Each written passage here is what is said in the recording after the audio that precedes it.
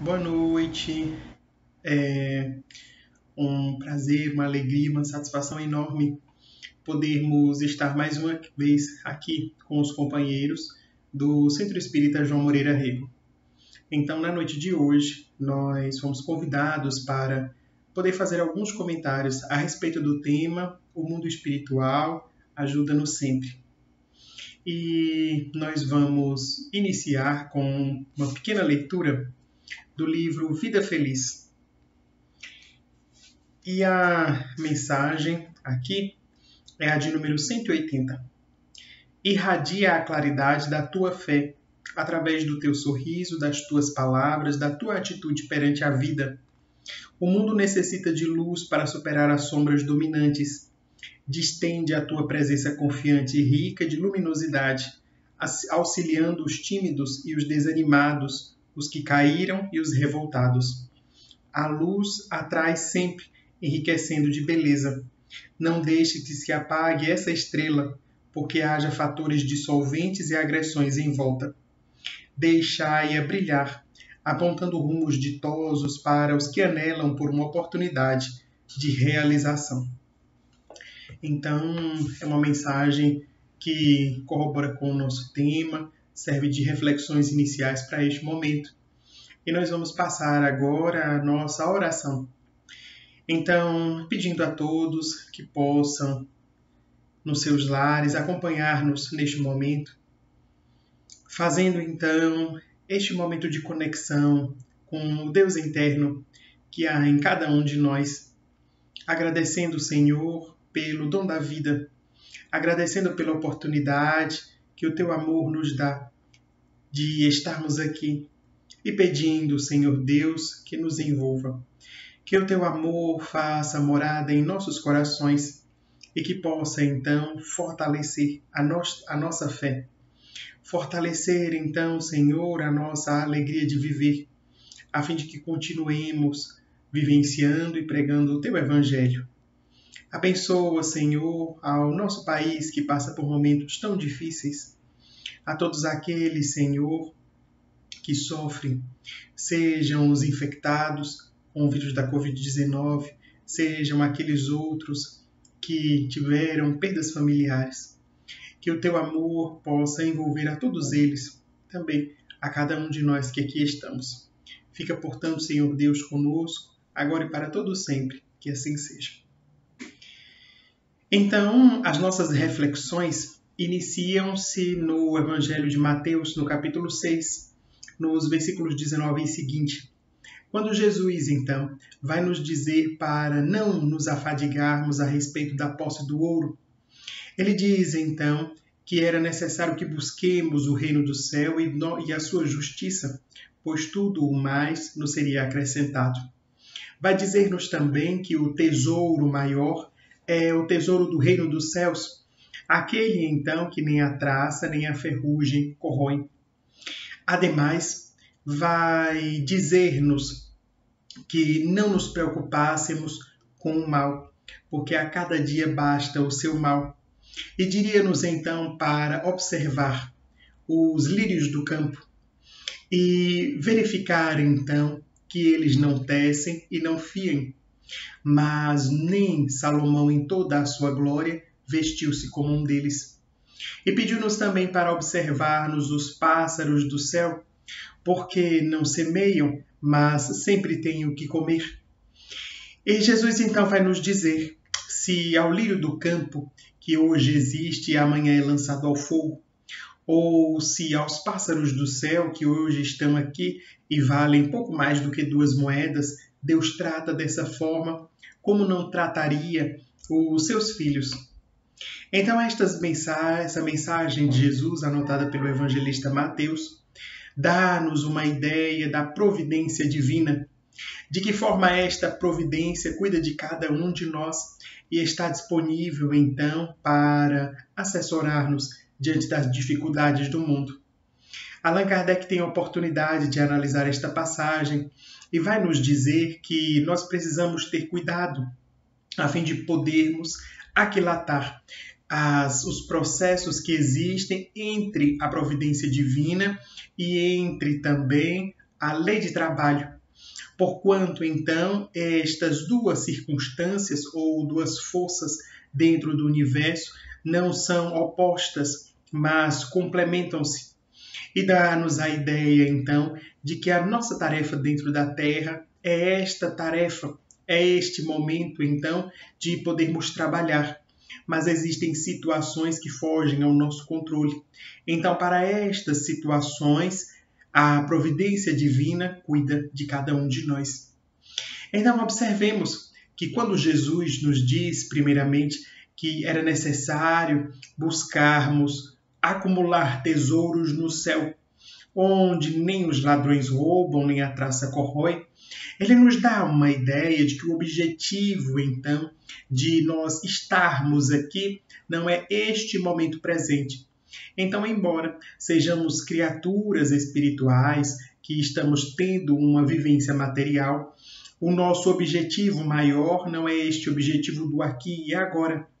Não será, então, o objetivo material, mas é um objetivo futuro, este do reino dos céus.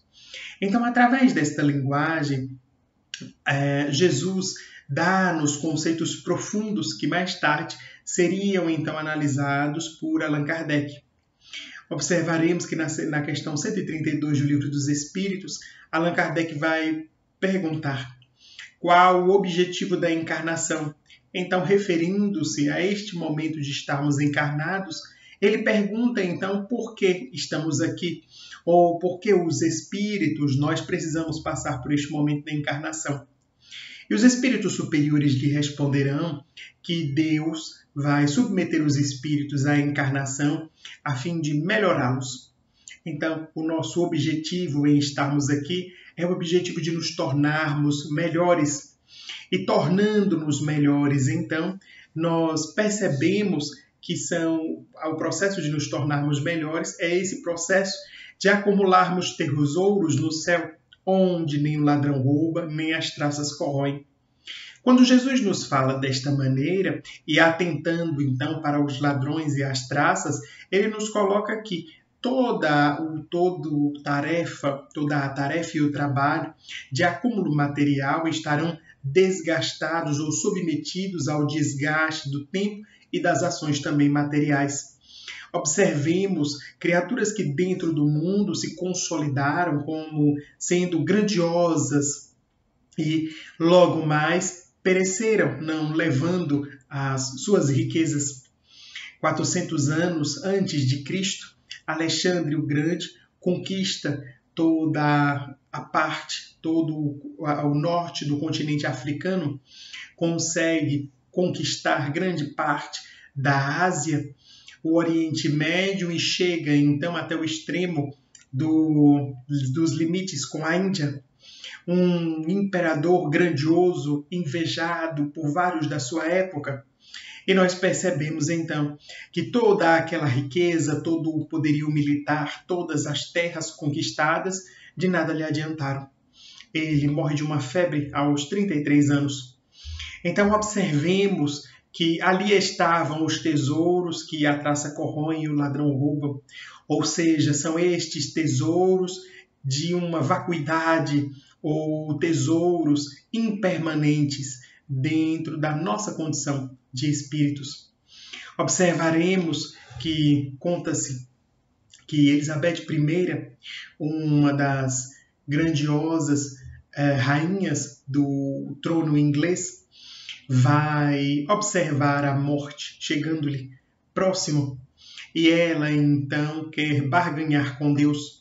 E contam os historiadores que ela pede a Deus mais um dia de vida e daria então metade do seu reino à igreja.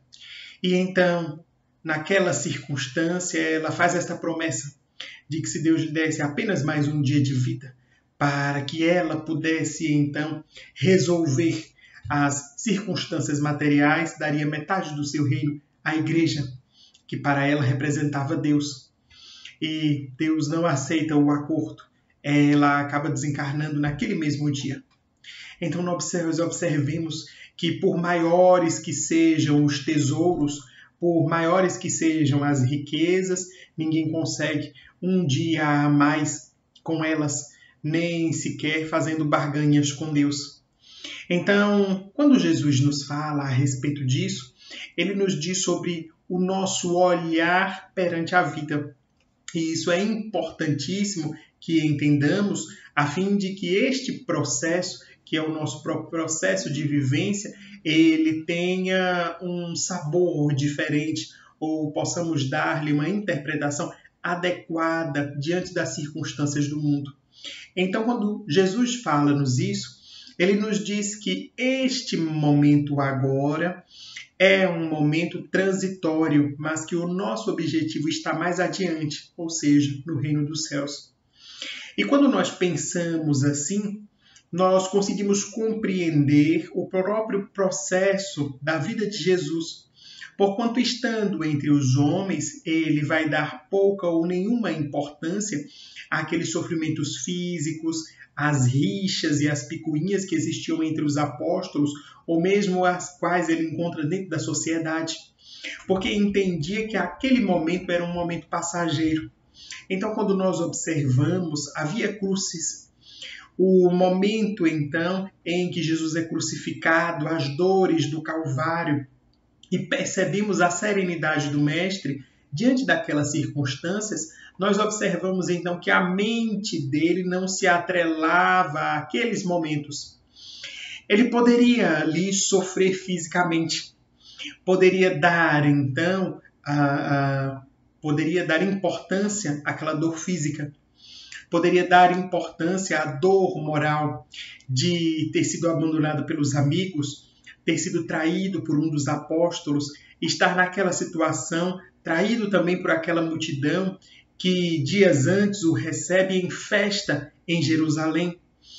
Então, dentro daquela circunstância, ele não dá ali a importância, porque entende a respeito deste ponto de vista, ou seja, de que aquele momento era um momento passageiro, de que aquelas circunstâncias, elas eram ali colocadas dentro do tema da impermanência.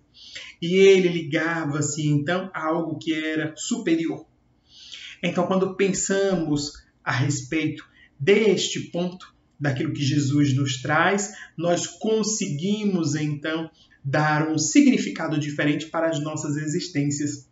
Porque aí as nossas dores, as nossas dificuldades, os desafios pelos quais passamos diminuem à medida em que a nossa escala aumenta com relação ao objetivo que temos. Então, nós estaremos aqui observando as nossas dificuldades, mas como o nosso objetivo é um objetivo maior, então a proporção desta dificuldade diminui de forma muito grande, tornando-a insignificante para a nossa caminhada. É assim que percebemos que as grandes personalidades que puderam, então, compreender a mensagem de Jesus e vivenciá-la dentro do mundo, enfrentam dificuldades muito grandes para nós, mas que para eles, então, são vencidas com relativa facilidade. Isso porque apoiavam-se dentro da fé e porque os pontos de vista dessas criaturas estavam colocadas mais adiante. Então, quando observamos a vida dos cristãos primitivos que entregavam-se ao suplício nos circos romanos, quando então perseguidos pelo império, nós observaremos com que tranquilidade, com que calma eles enfrentam aquele desafio, porque compreendiam então que aquele momento era um momento passageiro, que aquelas dores físicas nada eram diante da felicidade de poder adentrar no reino dos céus e muito mais de poder vivenciar a mensagem de Jesus. Então é necessário compreendermos este ponto de vista. Quando percebemos este ponto de vista, a mensagem que o evangelista nos coloca no capítulo 6 torna-se, então, mais bela. Porque quando Jesus vai nos dizer para observarmos os pássaros do céu, para observarmos os lírios do campo, ele nos diz que estas circunstâncias que nós vivenciamos são pequenas e que nós somos bem-aventurados, porque de alguma maneira nós compreendemos essa assistência à providência divina. Então a assistência espiritual está centrada dentro da misericórdia do Pai. A misericórdia de Deus que não abandona nenhum dos seus filhos, que então percebe as características de cada um de nós e nos dá a oportunidade, então, de, estando dentro da terra, experimentarmos momentos de felicidade. Felicidade, então, que está centrada dentro deste evangelho bem compreendido, bem vivenciado.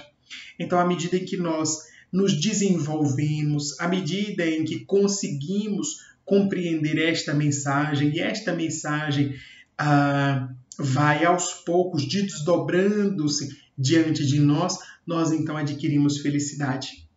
Então, é a felicidade que é a felicidade do dever cumprido. É a felicidade, então, de compreender a mensagem do Evangelho, de não estar perdido dentro do mundo. Então, nós somos bem-aventurados. E saber disso nos coloca numa posição de privilégio, mas não um privilégio de nos sermos melhores do que os outros, mas de dar um conforto moral. De nos dizer, então, que não importa quais sejam as circunstâncias nas quais nós estaremos colocados, acima de tudo, a providência divina cuida de nós. Observemos este momento que nós vivenciamos da pandemia do Covid-19 e as dificuldades enfrentadas por toda a humanidade, porque independente do nosso papel, estando nas linhas de frente ou não, sendo infectados ou não, estando ou não hospitalizados ou tendo ou não perdido alguns parentes, nós percebemos que todos nós sofremos neste momento. Sofremos porque as circunstâncias elas avançam para além da circunstância sanitária, mexendo também com as questões econômicas, sociais, políticas de todo o globo. E de que forma nós, estas criaturas humanas, estaremos recebendo essas dificuldades. Então, diante desta dificuldade, dos desafios que nos foram colocados neste momento da pandemia, nós percebemos que vários dos nossos companheiros se desestruturaram psicologicamente. Muitos deles porque não conseguiram lidar com a sobrecarga de informações, com a sobrecarga da própria realidade que nos colocará, então, diante de um momento muito difícil. Então, durante esta pandemia, nós vivenciamos profissionais que perderam seus empregos, outros, então, que modificaram a vida profissional totalmente, desde aqueles que entraram no esquema do home office, até aqueles outros que vivenciaram o aumento das atividades laborais. E então, diante dessas circunstâncias, muitos de nós desenvolvemos os processos de estafa psicológica, os momentos, então, em que, infelizmente, a carga de trabalho tornou-se insuportável. Outros vivenciamos as circunstâncias emocionais com a dor nossa, dos nossos familiares, ou mesmo a dor de desconhecidos, que para nós acabou impactando-nos. E estas dificuldades, todas elas, estão centradas dentro do processo desta lei de sociedade, onde nós vivenciamos um momento que é coletivo, em que todos nós acabamos sofrendo uma pressão maior pela pandemia e pelas condições que são resultantes ou foram desdobramentos desta pandemia. Então nós percebemos as dificuldades diante de todo este momento. E dentro dessas dificuldades, estando então em um momento muito difícil individualmente para cada um de nós, se não tivermos um artigo de fé ou se a nossa fé não puder nos proporcionar uma âncora de salvação, não nos puder proporcionar então um momento de segurança para cada um de nós, é difícil ou quase impossível estarmos dentro do mundo. Então, quando Jesus fala-nos a respeito de a cada dia basta o teu mal, ele está nos oferecendo uma proposta de fé que nos diz, então, para lidarmos com as dificuldades frente a frente, de sabermos que no dia seguinte haverá novas dificuldades e que no dia passado também houve outras, mas que em cada um deles nós não estaremos sozinhos. Nós, então, estaremos com a companhia dos nossos companheiros espirituais, notadamente o nosso anjo guardião, aquele, então, espírito superior designado para nos acompanhar diante da tarefa do mundo. Ele é, então, alguém que está mais próximo de nós, que inspira-nos para o bem, que vai, aos poucos, tentando insuflar-nos as ideias positivas, a fim de que tenhamos calma, paciência e possamos fazer as escolhas corretas dentro do mundo. Então, este anjo da guarda está conosco, e não apenas ele. Há também uma pleiade de espíritos, que são os nossos espíritos familiares, aqueles com os quais tivemos contato em outras existências, aqueles que nos precederam de retorno ao mundo espiritual, e outros que simpatizam conosco, que gostam de nós, que são esses espíritos amigos que querem o nosso bem e inspiram-nos também para que estejamos numa situação boa. Então, observemos que nunca estaremos sozinhos. E esta misericórdia e providência divina, ela se desdobra e se manifesta através destas criaturas. Além destes, que são os seres desencarnados, nós teremos também inúmeros outros companheiros encarnados que auxiliam-nos diante da nossa trajetória, que vão exercer o papel de verdadeiros anjos encarnados dentro da Terra e que vão, então, auxiliando-nos diante destes momentos, comprovando-nos que esta providência divina está conosco em todos os momentos. Então, estas palavras de Jesus conseguem sintetizar esta alegria que é sabermos que em momento algum nós estamos desamparados, que em momento algum Deus descuida-se das suas criaturas e que nós estaremos sempre sob esta vigilância e este cuidado dos nossos irmãos superiores. Conta-se que Francisco de Assis viajava com o Frei Leão. Aquela época, a ordem dos franciscanos já era um tanto quanto numerosa, espalhava-se então por toda a Itália, e alguns companheiros já haviam alcançado outros países dentro da proposta da divulgação do Evangelho, sob aquelas circunstâncias do voto da pobreza e da simplicidade. Francisco de Assis viajava com o Frei Leão. Há dias ele havia enviado um mensageiro, dizendo então que eles estariam num convento próximo à fronteira entre a Itália e a França. E eles então viajavam. Francisco vai então com o Frei Leão e chegaram ao convento já num horário avançado da noite. Eram os meses do inverno e naquelas circunstâncias o frio fazia-se de tal maneira que assustava mesmo os animais. A estrada estava deserta. Eles encontraram então o convento e, batendo à porta, eles então esperavam encontrar guarida.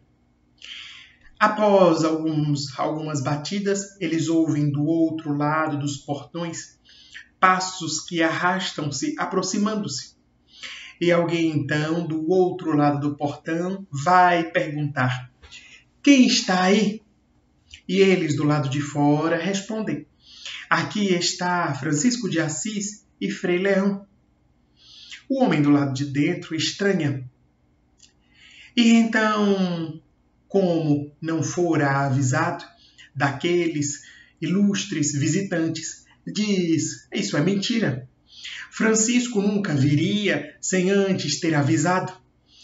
Você deve ser algum bêbado, algum louco, ou mesmo alguém com más intenções. Retorne, portanto, ao caminho pelo que veio. E eles ouvem, do outro lado do portão, aqueles mesmos passos distanciando-se. Diante daquele inconveniente, Frei Leão fica sem palavras. Assustado, então olha para Francisco e depois, reunindo algumas das suas forças, pergunta: e agora, Francisco, o que faremos? E Francisco diz: eu não sei. Frei Leão então bate novamente a porta e, batendo agora com mais força, quase com violência, freneticamente, ele ouve os passos que aproximam-se. Os passos do outro lado vão ser acompanhados de uma voz que mais uma vez perguntam: quem está aí do outro lado? Vem de onde? E ele mais uma vez diz: aqui estamos, Francisco e Frei Leão. E o homem novamente diz: isso deve ser alguma brincadeira ou alguém de muito mau gosto. Retorne, portanto, de onde veio. Nós, de forma alguma, abriremos o portão. Já lhe disse, não brinques com o nome de pessoas ilustres como o Pai Francisco e Frei Leão. E retorna então. E eles ouvem que lá do lado de dentro uma segunda porta, que provavelmente corresponderia à porta do convento, também se bate. Frei Leão fica desesperado. Volta-se para Francisco e lhe pergunta: Pai Francisco, e agora o que nós vamos fazer? Nós estamos aqui largados na própria sorte. Nós certamente morreremos. E Francisco então olha para ele e lhe pergunta: mas não há nada que nós possamos fazer? Frei Leão olha para um lado e para outro e diz: não há nada. Veja, o convento fica num lugar ermo. A próxima cidade está a léguas de distância. A noite já vai alta. Estamos, então, observando o frio que toma conta de todos os lugares. Nós certamente pereceremos, porquanto não há nada o que nós possamos fazer. Não há nenhum abrigo aqui. Não há quem nos possa levar. Provavelmente ninguém passará por essa estrada a uma hora dessa. Não há, portanto, em quem possamos nos fiar. E aí Francisco, mais uma vez, olhando para Frei Leão, vai lhe perguntar: Frei Leão, não há nada que nós possamos fazer? E Frei Leão, então, como alguém que buscasse uma resposta dentro de si, vai dizer: não, Pai Francisco, não há nada que nós possamos fazer. E aí, neste momento, Francisco olha para ele e lhe diz: que bom, que felicidade, porque se não há nada que nós possamos fazer, isso significa que nós estamos totalmente entregues à providência divina. E nesta circunstância, nós não poderíamos estar em situação melhor. E Frei Leão olha para ele, não consegue compreender como ele estava feliz se estava numa situação como aquela. Se eles estavam ali a ermo, numa circunstância de muito perigo, porquanto o frio trazia também as necessidades e as dificuldades que poderiam significar a própria morte dos dois. E ele então diz: mas Francisco, eu não consigo compreender. E Francisco volta-se para ele, sorri e lhe diz: Frei Leão, se não há nada que nós possamos fazer, isso significa que nós estamos completamente entregues à assistência de Deus. E então nós deveremos estar felizes, porque não há lugar melhor no mundo para estarmos do que totalmente na assistência do Pai. E Francisco então começava a cantar, demonstrando a sua felicidade. Frei Leão senta-se à beira do muro do convento e, olhando aquela cena, não sabe o que fazer. Do lado de dentro do convento, aquele irmão que havia por 2 vezes atendido a porta estava no salão principal, onde todos faziam a refeição da noite. E ele então começa a comentar. Vai então dizendo: vejam só o que acaba de acontecer.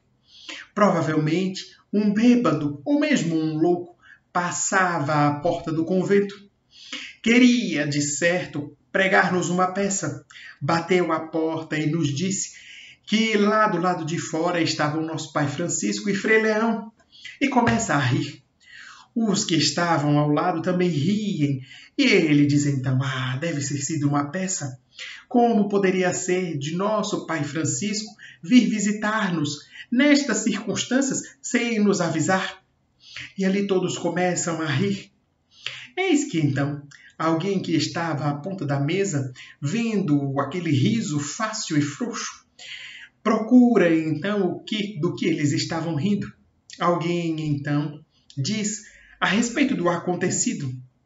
O homem tem uma certa dúvida sobre aquela circunstância e resolve então perguntar ao monsenhor, ao prior daquele convento. Dirige-se a ele e ele então, recordando-se do aviso de Francisco, vai dizer: corram, abram a porta, porque de certo será o nosso pai Francisco. Ele havia me dito há dias, mandara então um mensageiro dizer que estaria por aqui. Um dos frades então acorre até a porta e correndo então vai sobressaltado para abrir as portas e abrindo então encontra do lado de fora aquela cena. Frei Leão sentado próximo à mureta e mais à frente Francisco que cantava de felicidade. Os dois então observam as portas se abrirem. São convidados a entrar e ali estavam agora em segurança. Esta pequena história nos dá uma ideia daquilo que seja esta providência. Haverá sempre circunstâncias dentro da nossa vida em que nós poderemos fazer alguma coisa. São os momentos em que a lei do trabalho vai nos dizer a respeito da nossa atividade. É a parte que nos cabe dentro do processo da evolução, de enfrentarmos os nossos desafios, de podermos, então, trabalhar para a nossa melhora. Mas há outras circunstâncias em que não há ação humana que possa impedir. Não há circunstância, então, pela qual nós possamos interferir. E nestes momentos estaremos entregues totalmente à assistência e à providência divina. Nesta providência estamos seguros, porque então não há melhor lugar no universo do que estarmos totalmente entregues aos cuidados divinos. Estes cuidados representam os companheiros espirituais que se desdobram de todos os lados para nos auxiliar. Estes companheiros, então, que estarão conosco e buscam a nossa melhora, assistem e observam as nossas necessidades e trabalham, então, para que estejamos bem. Nós observaremos que, neste momento da pandemia, há uma grande parte que nos cabe, a parte do nosso cuidado, a parte do cuidado com os nossos companheiros, a parte, então, em que cumprimos as medidas sanitárias para evitar o contágio e a disseminação. Mas há outras circunstâncias que fogem à nossa alçada.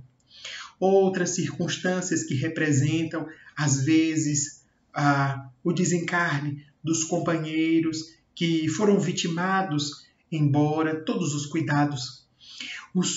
As circunstâncias de dor que referem-se, então, aos momentos de outros problemas de saúde que se agravaram. As circunstâncias que correspondem aos momentos dolorosos de sermos infectados, de passarmos pelos momentos, às vezes, do internamento e de tantas outras. Nestas circunstâncias, deveremos nos lembrar, então, naquele primeiro conceito do nosso ponto de vista, de que a nossa vida não é apenas o aqui e o agora, mas que há um objetivo maior, o objetivo existencial. O objetivo, então, que refere-se a este reino dos céus, nos quais poderemos acumular os nossos tesouros, sem sofrermos as ações da traça ou dos ladrões. Ou seja, onde estaremos seguros e onde estes tesouros serão os tesouros verdadeiros, porque são os tesouros espirituais.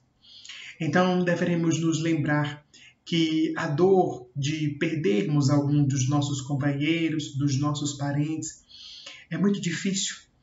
É uma dor, como a gente costuma dizer, muito doída.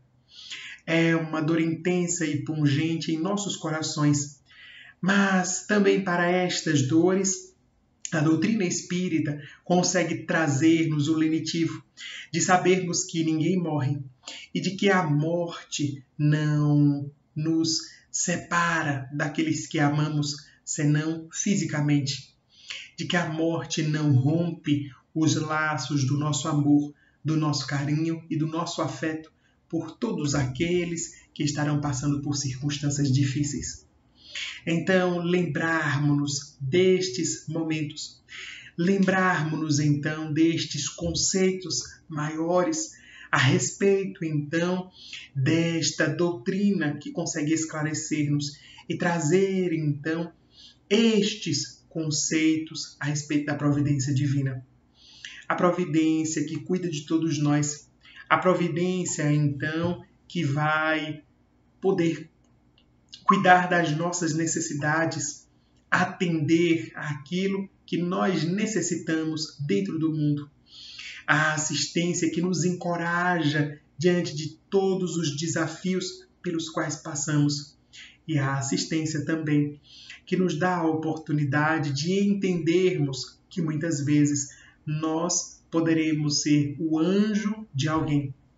Nós poderemos ser a representação do amor de Deus em relação aos nossos companheiros.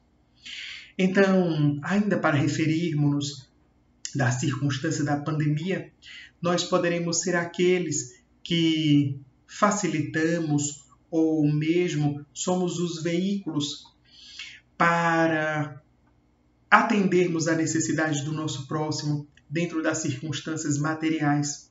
Então, poderemos ser aqueles que doamos alimentos e roupas, ou podemos ser aqueles que nos apresentemos diante dos cuidados, aqueles, então, que estejamos apenas para ouvir, para incentivar os nossos companheiros nestes momentos difíceis, aqueles que nos desdobramos dentro dos cuidados para sabermos se o outro está bem, se já recuperou-se, se tem algum sintoma.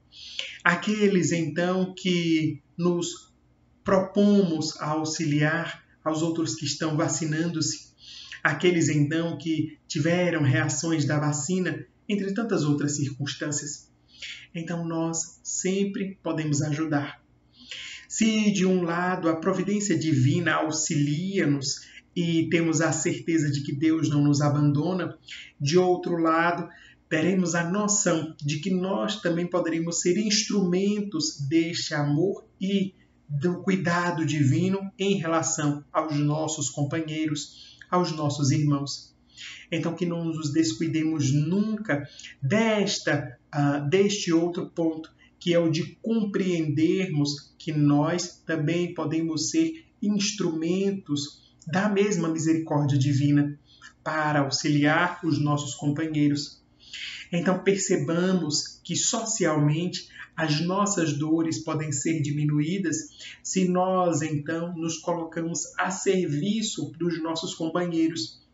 Se compreendemos, então, que nós também podemos, a nosso turno, auxiliar e não apenas sermos auxiliados.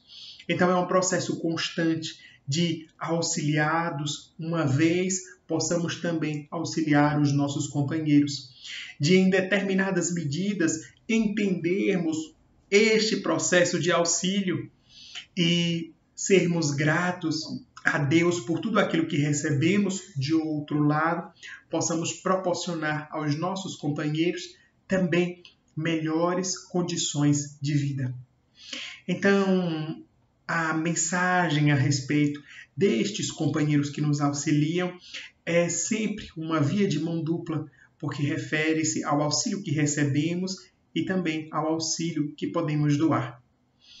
Há também uma pequena história do espírito Humberto de Campos que vai retratar-nos um pouco a respeito disso. Humberto de Campos diz-nos que um homem muito temente a Deus saía da sua cidade para visitar companheiros numa cidade vizinha. E diante daquela pequena viagem que empreenderia, este homem resolve fazer uma oração antes de partir. Ele então pede a Deus que o possa auxiliar.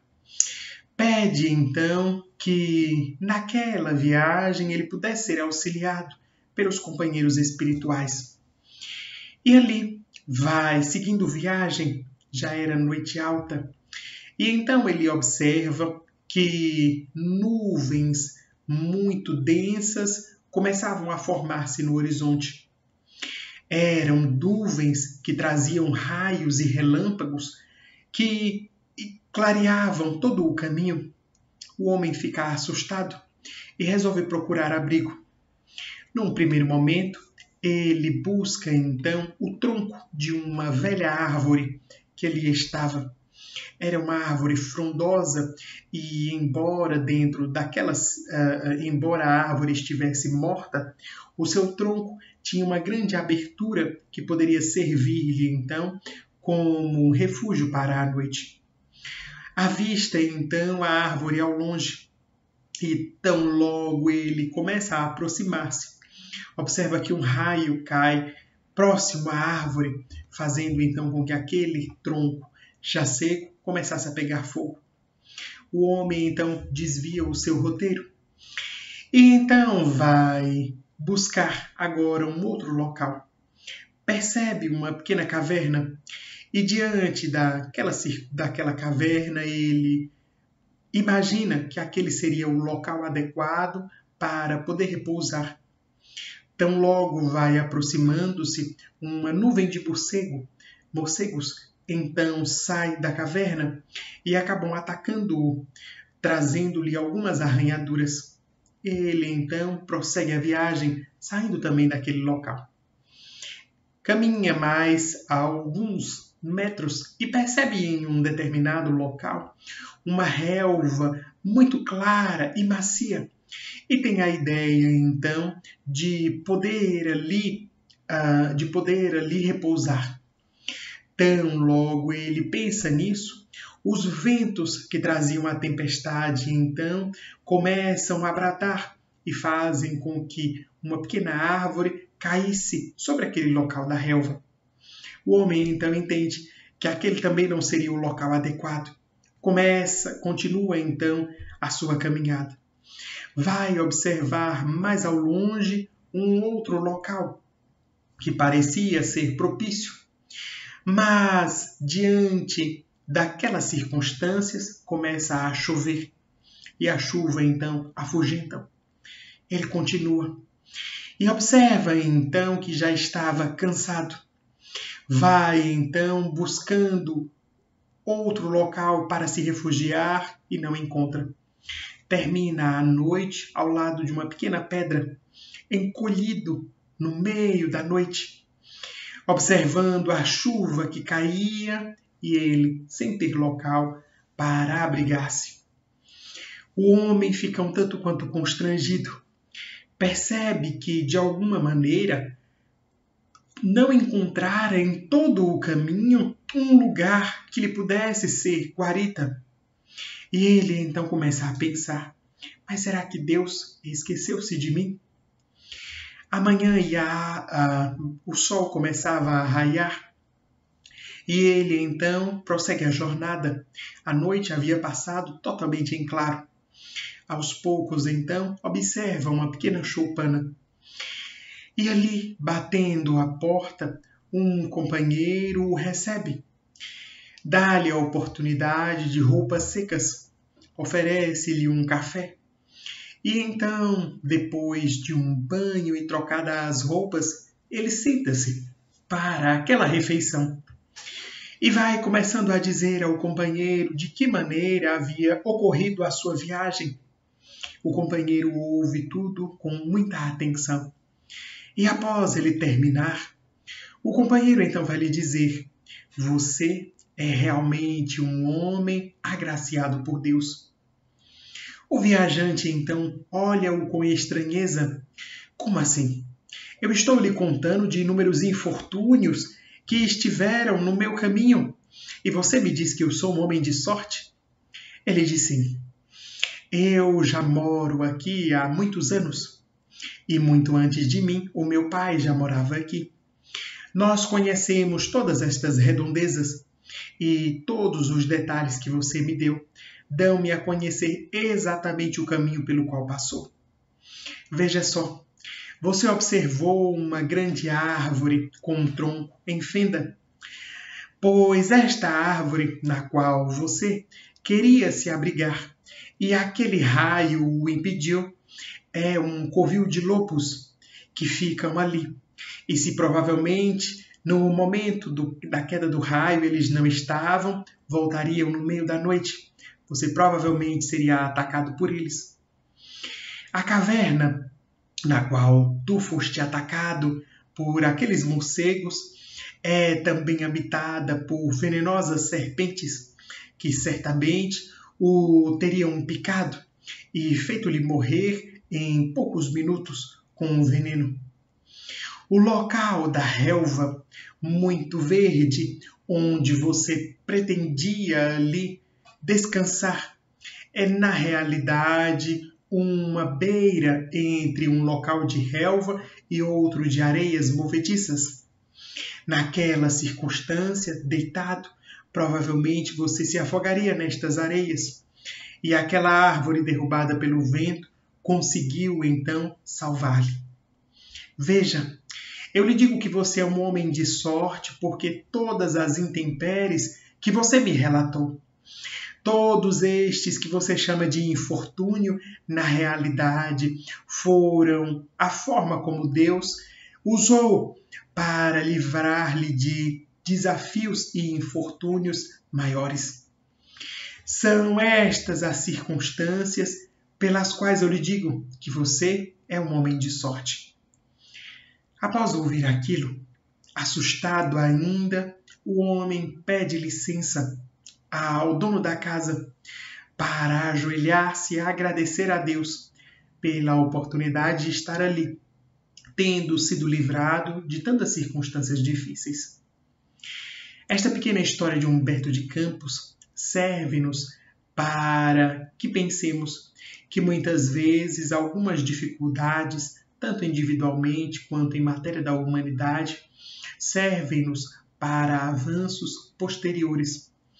Às vezes elas estão na condição de livramentos ou de circunstâncias que conseguem nos livrar, nos modificar, conseguem fazer-nos com que modifiquemos a nossa rota para pensarmos em outras circunstâncias. Então, aquele momento também é um momento de entendermos que, às vezes, uma dificuldade que nos ocorre é Deus livrando-nos de uma dificuldade maior. Então, os caminhos pelos quais tanto a espiritualidade quanto o próprio Deus, na condição do Pai de misericórdia, utiliza dentro das nossas vidas, nem sempre são devidamente esclarecidos para nós. Nem sempre são caminhos claros, mas serão sempre os caminhos que nos levarão na direção do bem. Serão sempre os caminhos melhores para o nosso próprio desenvolvimento. Então, que possamos pensar que a assistência espiritual estará conosco sempre, que os companheiros espirituais em todo o momento estão nos observando e buscando o melhor para cada um de nós, mas que, infelizmente, nós nem sempre conseguimos a fazer jus a este olhar ou a este cuidado. Nem sempre conseguimos enxergar este auxílio e nem sempre também conseguimos atender às instruções e às inspirações desses companheiros. Então a nossa tarefa será a de continuar caminhando, continuar então trabalhando para a nossa melhora e sabendo que diante de qualquer um dos desafios que se nos apresente, entendermos que a misericórdia divina continua cuidando de cada um de nós. Então são essas as nossas reflexões para a noite de hoje. Vamos agora fazer a nossa oração, finalizando este momento e buscando este contato superior, agradecendo a Deus pela oportunidade da sua misericórdia nas nossas vidas, agradecendo a Ele porque em todos os momentos Ele está conosco, porque Ele nos abençoa. Agradecer, Senhor, pelo Teu amor, que não nos desampara nunca. E pedir-lhe, Senhor, para que continue a cuidar de cada um de nós, a envolver-nos nestes momentos tão difíceis. E que Tu possas, então, Senhor, inspirar-nos sempre para o bem, a fim de continuarmos a trabalhar cada vez mais e melhor. Fica conosco, Senhor Deus, hoje para todo sempre, que assim seja. Então gostaríamos de, encerrando este momento, deixar um abraço, ainda que virtual, caloroso, para todos vocês. Muita paz para todos.